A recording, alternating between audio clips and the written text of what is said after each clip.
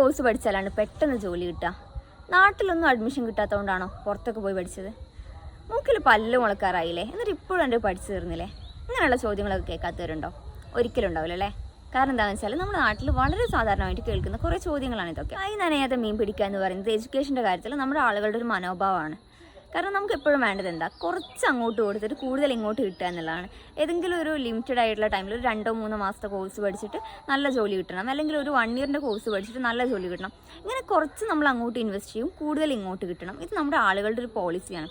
ഞാനൊക്കെ +2 കഴിഞ്ഞ സമയത്തൊക്കെ എന്നോട് ഒരുപാട് ആളുകൾ ചോദിച്ചിട്ടുണ്ടായിരുന്നു, എന്തിനാണ് ഡിഗ്രിക്കും PG-ക്കൊക്കെ പോകുന്നത്, വല്ല ജോബ് ഓറിയൻറ്റഡ് കോഴ്സും ചെയ്തിട്ട് പെട്ടെന്ന് സെറ്റിൽ ആയിക്കൂടെ എന്നുള്ളത്. ഇങ്ങനെ പെട്ടെന്ന് സെറ്റിലാവുക എന്നുള്ളതാണ് നമ്മുടെ ആളുകളുടെ ഒരു മനോഭാവം എന്ന് പറയുന്നത്.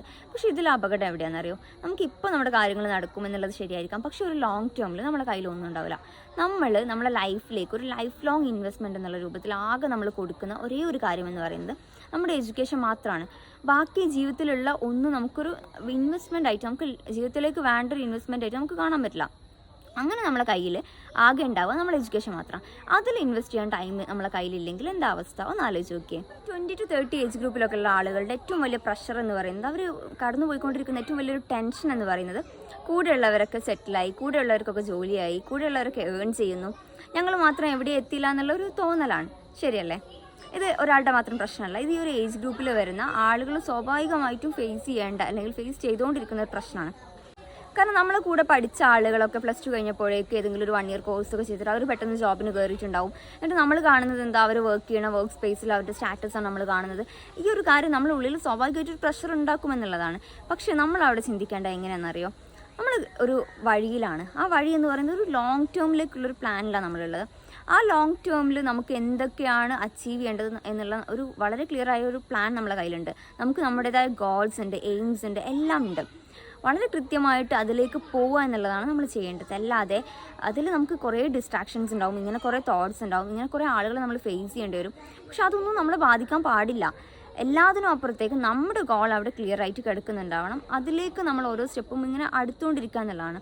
ലോങ് ടേമിൽ എന്തായാലും സക്സസ് നമ്മുടെ അടുത്ത് തന്നെയാണ്. അതൊരിക്കലും ഷോർട്ട് ടേം ഗോൾസിനെ തേടി പോയവർക്കാവില്ല എന്നത് ഉറപ്പാണ്. പറഞ്ഞു വന്നത് എന്താണെന്ന് വെച്ചാൽ, നമുക്കൊരു പ്ലാൻ ഉണ്ടെങ്കിൽ നമ്മൾ ക്ലിയർ ആയിട്ട് ആ പ്ലാനിലേക്കുള്ള വഴിയിലൂടെ നടന്നു പോകുക എന്നുള്ളത് തന്നെയാണ്. ഷോർട്ട് ടേം പ്ലാൻസിൽ കോൺസെൻട്രേറ്റ് ചെയ്യുന്ന ആളുകളെ നമ്മൾ ഒരിക്കലും മൈൻഡ് ചെയ്യേണ്ട ആവശ്യമില്ല. അല്ലെങ്കിൽ അവരുടെ ഒരു ഇപ്പോഴത്തെ നല്ല ജീവിതം കണ്ടിട്ട് നമ്മൾ അതിൽ അസൂയപ്പെടേണ്ടയോ അല്ലെങ്കിൽ ടെൻഷൻ അടിക്കേണ്ടയോ ഒന്നും കാര്യമില്ല എന്നുള്ളതാണ്. നമ്മുടെ പ്ലാൻ എന്തായിരിക്കണം, നമ്മുടെ ഒരു വ്യൂ അവിടെ ഉണ്ടാവണം. ആ ഒരു വ്യൂയിലൂടെ വേണം നമ്മൾ പോകാനായിട്ട് എന്നുള്ളത് മാത്രമാണ്. പിന്നെ ഇതുപോലെ പറയേണ്ട മറ്റൊരു വിഷയമാണ്, പുറത്തൊക്കെ പഠിക്കുന്ന ആളുകൾക്കാണെങ്കിൽ അറിയാൻ പറ്റും, നമ്മൾ എത്ര വലിയ യൂണിവേഴ്സിറ്റിയിലാണ് പഠിക്കുന്നതെന്ന് പറഞ്ഞാലും ആളുകൾ ചോദിക്കും, അതെന്താ നാട്ടിലൊന്നും അഡ്മിഷൻ കിട്ടിയില്ലേന്ന്. ഞാനൊക്കെ കുറേ കേട്ടിട്ടുള്ളൊരു ചോദ്യം, നാട്ടിലും ഒന്നും അഡ്മിഷൻ കിട്ടാത്തതുകൊണ്ടാണ് പോണ്ടിച്ചേരിയിലൊക്കെ പോയി പഠിച്ചതെന്നുള്ളത്. ഇതിൻ്റെ ഒരു യാഥാർത്ഥ്യം എന്ന് പറഞ്ഞാൽ, നമുക്കൊരിക്കലും ഇവരെ പറഞ്ഞ് മനസ്സിലാക്കി കൊടുക്കാൻ പറ്റില്ല. നമ്മൾ എൻട്രൻസ് എഴുതി കഷ്ടപ്പെട്ട് പഠിച്ചിട്ടൊക്കെ കയറിയതാണെന്നൊന്നും നമുക്കൊരിക്കലും ഇവരെ പറഞ്ഞ് മനസ്സിലാക്കി കൊടുക്കാൻ കഴിയില്ല. സോ എന്ത് ചെയ്യുക, ബെറ്റർ ആയിട്ടുള്ളൊരു കാര്യം എന്ന് പറയുന്നത് അവർ അവോയ്ഡ് ചെയ്യുക എന്നുള്ളതാണ്. അറിവില്ലായ്മ ഒരു തെറ്റല്ലല്ലോ എന്ന് വിചാരിച്ചിട്ട് ഇവരെ ജസ്റ്റ് അവോയ്ഡ് ചെയ്യുക. അല്ലാന്നുണ്ടെങ്കിൽ അതെല്ലാം പറഞ്ഞ് മനസ്സിലാക്കി കൊടുത്താൽ അത് കേൾക്കുമെന്നുള്ള ആളുകളാണെങ്കിൽ, അല്ലെങ്കിൽ അങ്ങനെ ഒരു നല്ല മനസ്സോടെ എന്താണ് എന്ന് അറിയാനുള്ള ആഗ്രഹം കൊണ്ടൊക്കെ ചോദിക്കുന്ന ആളുകളാണെങ്കിൽ ഓക്കെ, അവർക്ക് പറഞ്ഞ് മനസ്സിലാക്കി കൊടുക്കാം. അല്ല എന്നുണ്ടെങ്കിൽ അത് അവോയ്ഡ് ചെയ്യുക. അത്ര അതിൽ ആവശ്യമുള്ളൂ. കാരണം ഇവർക്ക് IIT എന്താ, ITI എന്താ എന്ന് അറിയാത്ത ആളുകളായിരിക്കും. IITയിലാണ് പഠിക്കുന്നതെന്ന് പറഞ്ഞാൽ ചോദിക്കും, ഇവിടെ പുത്തൻതാണിയിൽ ITI ഇല്ലേ, അവിടെ പോയി പഠിച്ചാൽ പോരെ. അപ്പോൾ ഇങ്ങനെ അറിയാത്ത ആളുകളുടെ അടുത്ത് നമ്മൾ കൂടുതൽ ഇത് പറയാൻ നിന്ന് കഴിഞ്ഞാൽ നമ്മൾ മണ്ടന്മാരാവുക എന്നുള്ളതാണ് അവിടെ നടക്കുന്നൊരു കാര്യം. ഇവരൊരിക്കലും നമ്മൾ ഈ പറയുന്നതിന് അംഗീകരിക്കാനൊന്നും പോകുന്നില്ല. അങ്ങനെ അംഗീകരിക്കുന്ന അല്ലെങ്കിൽ വളരെ പോസിറ്റീവായിട്ട് അങ്ങനെ കാര്യങ്ങൾ അറിയണമെന്ന് താല്പര്യമുള്ള ആളുകളോടാണെങ്കിൽ തീർച്ചയായിട്ടും അത് പറഞ്ഞു കൊടുക്കാൻ വേണം കേട്ടോ. ഞാൻ അതിനെ ഡിമോട്ടിവേറ്റ് ചെയ്യില്ല. അപ്പോൾ കുറേ കാലമായിട്ട് എഡ്യൂക്കേഷൻ്റെ പിന്നാലെ നടക്കുന്നവരാണ്, എവിടെ എത്തിയില്ല എന്നുള്ള ഉള്ളവരാണെങ്കിൽ അങ്ങനെയുള്ളവർക്ക് ഈ വീഡിയോ ഷെയർ ചെയ്യാം.